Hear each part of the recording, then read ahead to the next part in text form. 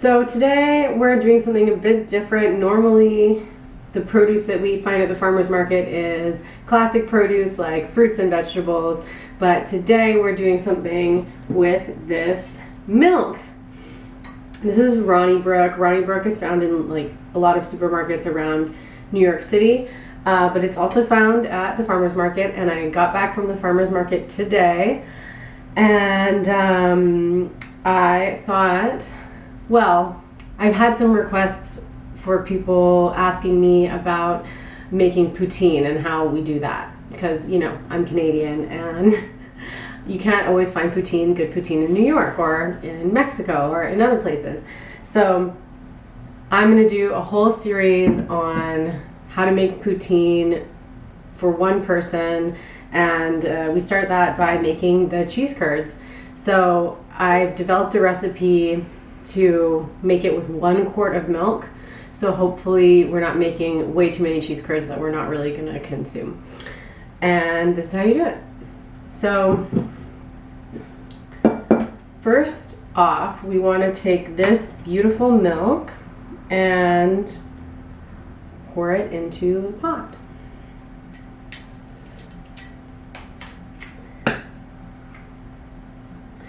I know that Ronnie Brook often has the cream has risen to the top actually, so I'm going to give it a bit of a shake first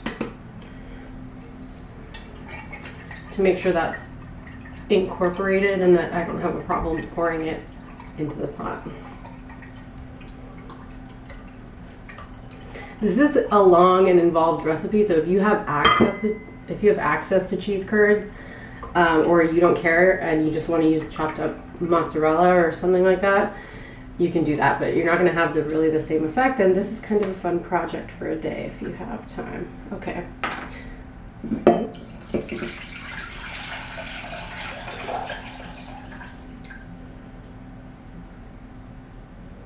There's our quart. Ooh, now we're gonna take this to the stove and heat it to 90 degrees Fahrenheit. I wish I knew the Celsius conversion. I can look it up later. But 90 degrees Fahrenheit. And normally I want to teach people how to cook without a recipe, but cheese making is a very specific chemical reaction. And so I have my phone here to time things really precisely, and I also have my notes here with all the measurements. So sometimes, as much as we want to just wing it, unless you've made cheese a lot and you know the ins and the outs of it, you're really going to have to follow the recipe. So I'm going to try to include as much information in this video as possible. Okay, we're going to take this to the double boiler. Farmer's market time. Go down to the farmer's market to see what we can find.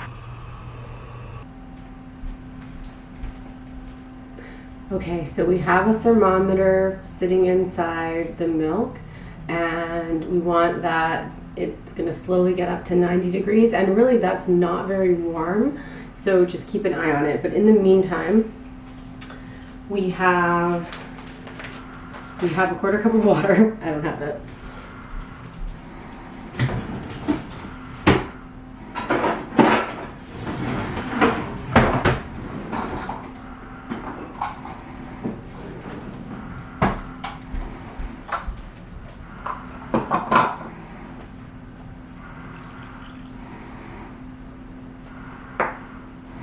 I lost my 1/4 cup measure, so this is just a scant 1/3 of a cup.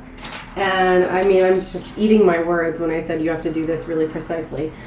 But this is typical me. So the reason we have the water is just to dissolve this calcium chloride. So this is probably a lifetime supply of calcium chloride for me. You can buy this kind of stuff online, or if you have any like specialty food stores in your area. And so I'm going to add 1/8 of a teaspoon of calcium chloride. So This is a 1/4 teaspoon. Again, I don't have an 1/8 teaspoon measure, so I'm gonna just try to add a little bit less than basically half. I'm trying to do half this, and you need the water because you need this to dissolve in the water before you add it to the milk. Okay, that's probably sufficient. I'm gonna add that in, and now I'm gonna just run and check my milk really quick because it might be at temperature. That's how quick it goes. Oh, see, damn it, we already overheated it. So now I'm gonna just turn it off. Yeah, it's at 100. So, unfortunately, now I'm gonna take it off of the heat, out of the double boiler, and oops, and there goes my whole thermometer inside the pot. Great. So I'm off the heat. I'm stirring this mixture. I'm getting it to release some of the heat so that it gets back down to 90 degrees. It's so much easier to heat something to a precise temperature, and then cooling it down takes a lot more time. So this is kind of an annoying step that hopefully, if you're paying more attention, you won't have to do. Okay, we are there. We are at exactly 90 degrees. Perfect. So while we were waiting for that to cool down, our calcium chloride has dissolved in our liquid. So now we're going to add that on top of our 90-degree milk.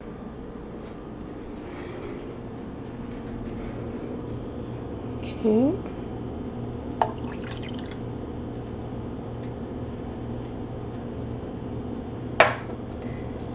And we want to stir this. I'm going to take the thermometer out briefly. We're going to stir this in for 1 minute exactly. I just count to 60 in my head. I guess it's not exactly 1 minute. Our calcium chloride is mixed in. The next step is to take, you can buy one of these packages of mesophilic culture. I think you can probably find it online if you don't have a shop near you. And we're gonna put 1/8 of a teaspoon. So I'm gonna do the same thing that I did before, where I just used my quarter teaspoon and just try to do half. And you sprinkle that onto the top of your warm milk mixture. And this culture is what's going to make the cheese taste cheesy, and it adds to the fermentation. So just keep pouring that in.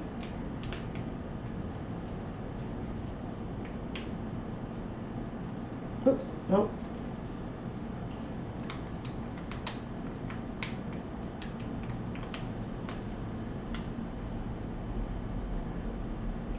Okay, I think that looks right, and now I'm going to sprinkle it over top of the milk, let it sit for 1 minute, and then stir it for 1 minute.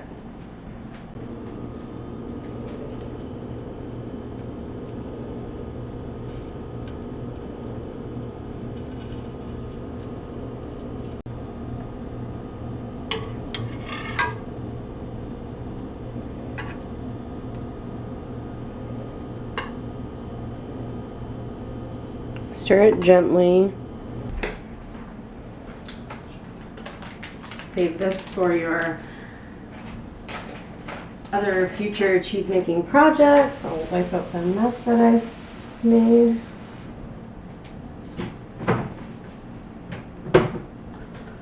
And the next step is, okay, we just let it sit for 35 minutes and let those cultures do what they need to do. Okay, that was crazy. My phone literally just died as the timer went off. So it's been 35 minutes. I was trying to get the beep beep beep on camera, but apparently not. So I have to plug this in, and now I'm going to check on the next step, which is we add our rennet. Okay, here is our warm milk mixture. What I'm going to say about this is, in the 35 minutes that it was sitting, it cooled down to about 80.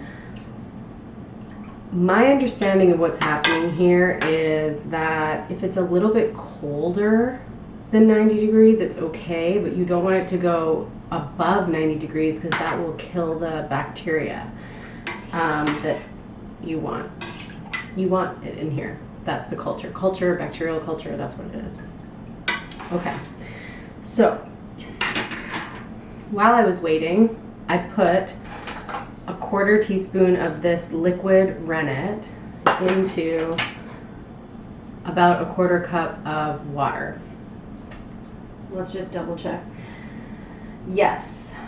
Okay, so now so the rennet is what's going to, I think, make the proteins coagulate. So the culture is for flavor, and the rennet is for the coagulation. So I'm just going to add this in.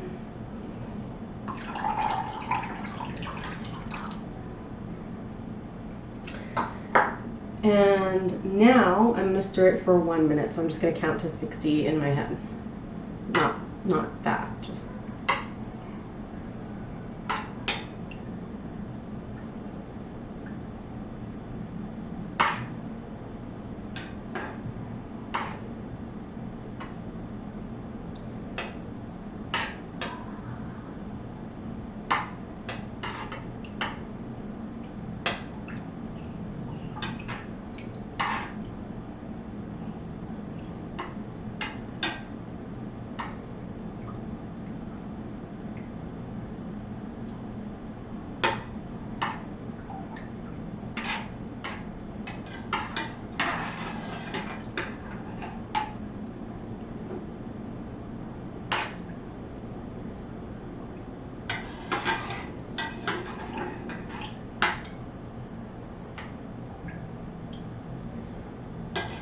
So unlike most of my recipes that I show, normally I just wing it and I make something for the first time on camera. But this time this is the 3rd time I'm making these cheese curds.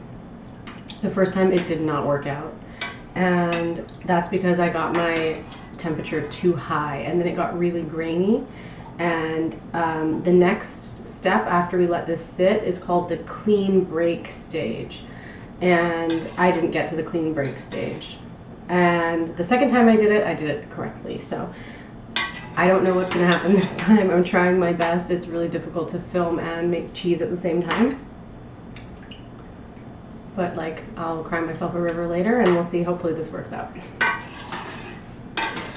Okay, that's about over a minute, and now we need this to sit at 90 degrees for 45 more minutes. Lots of waiting. Hurry up and wait. Okay.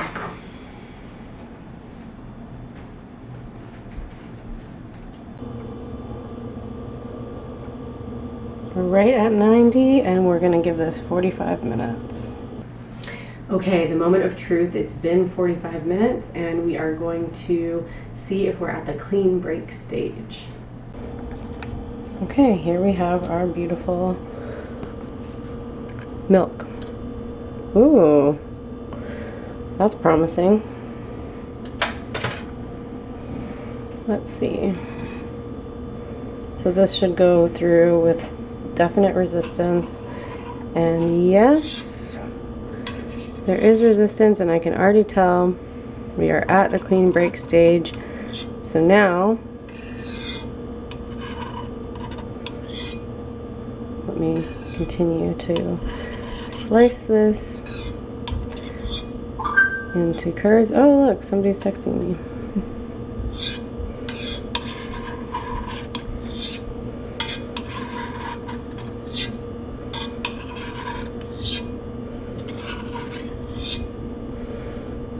See how the whey is coming through, and there's nice clean cuts between the pieces of curd and the whey. That's how we know we're at the clean break stage. Yay! Now that we have achieved the clean break stage, we are going to let it sit for 5 minutes, and then we're going to have to heat it up again up to 98 degrees, and we'll stir it and cook those curds in their way for 90 minutes.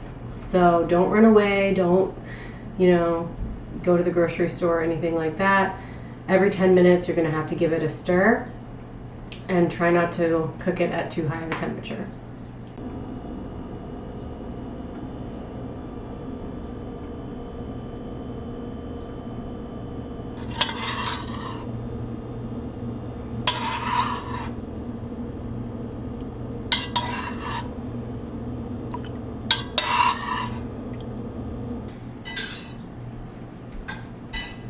Okay, so here we have our curd after it has cooked for an hour and a half.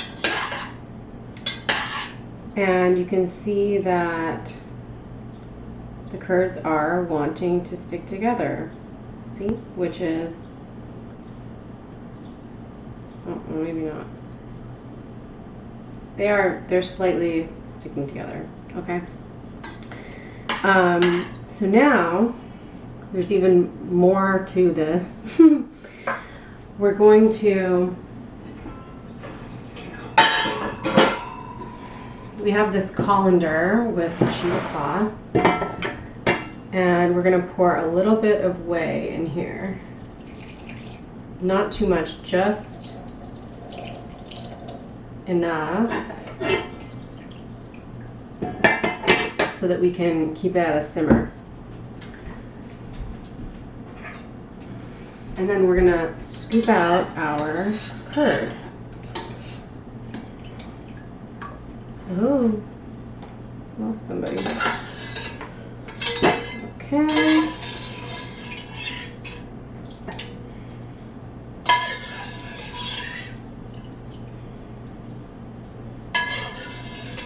And I'm gonna save the whey. It's good for doing like beauty treatments. So if you want to make a clay mask with whey instead of water, or take a bath in the whey, that's the kind of weird stuff I do. Or just throw it out, or you can drink it, I think.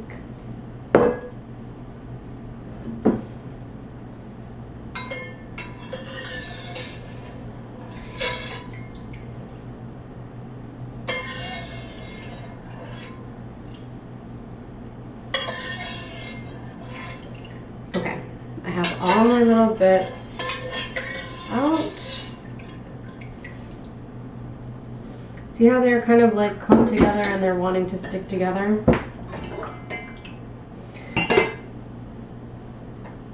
So now we're gonna wrap this up, press it out a little bit, and simmer this at around 212 to 215 Fahrenheit for about another hour, and every 10 minutes you should flip this. You can also slice it and stack it so that it really dries out, but I'm going to try to just steam it as this kind of puck shape that we have right now. I don't really want to bother cutting it up. So especially with this small amount, I don't think I'll need to. So that is the plan. Okay, this is halfway through this little steamy session. I flipped it over one time. I'm gonna flip it over again, but here we have our curds. And I'm just gonna use the cheesecloth to flip it over. Oop. And then straighten it out.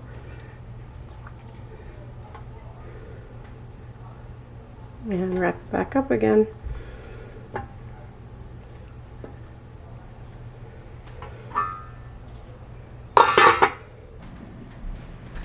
Okay, finally, after a long day, we have our cheese curds. So we have a few more steps still, or like one more step.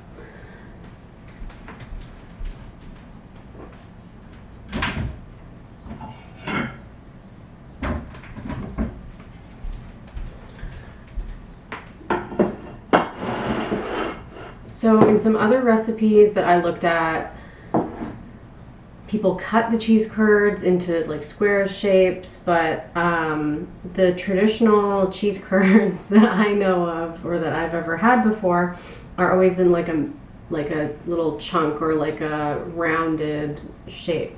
So instead of slicing this, I want to tear the curds into pieces so that they're not squares. That's just me. If you want to cut these, then you can cut them, but I'm going to tear them into pieces like this, maybe something like this size. So that's the plan right now.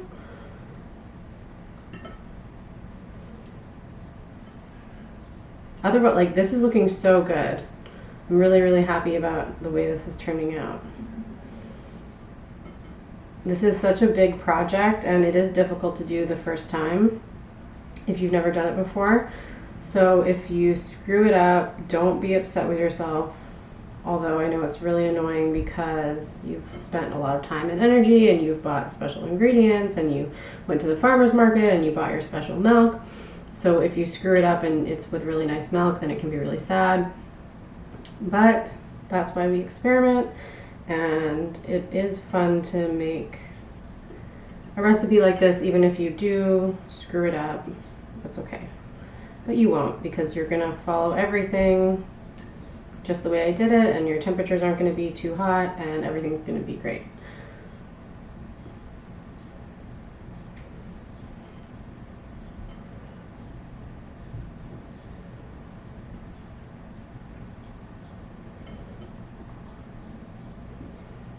And it looks like I really prefer this mismatch or uneven shape to the like cutting them.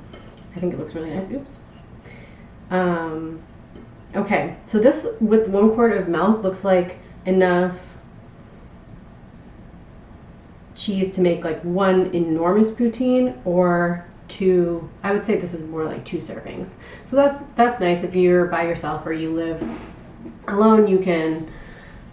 You're not making a huge recipe and then you don't know what to do with all your cheese curds, because really, like, poutine is obviously like a really heavy dish, not something that you really want to eat like every single day of the week. I'm just tossing them with salt. That's gonna really make the flavor of the curds stand out. I'm gonna add a lot of salt because I like a salty cheese curd. Oops. Okay, I'm gonna taste one. I'm really excited. Looks really good. These are probably the best that I've made, I think, actually, out of my 3 times. Well, the first time didn't work, the second time was fine, and then this is the best. So the more you make them, the more you will succeed. But this is kind of a big project. It takes a few hours. Okay, let me taste.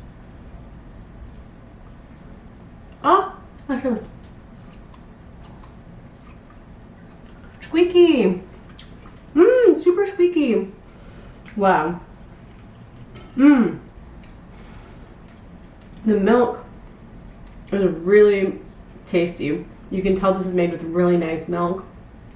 And now you can let these sit overnight in room temperature, and the flavor is going to develop even more. So that's what I'm going to do, and I'm going to make poutine tomorrow. So yeah, there are a lot of things you can do with cheese curds, but I'm using these for poutine, and this was a super success. So catch the next video for the poutine. Maybe not the next one. This is a 3-part series on how to make poutine. So step 1 complete.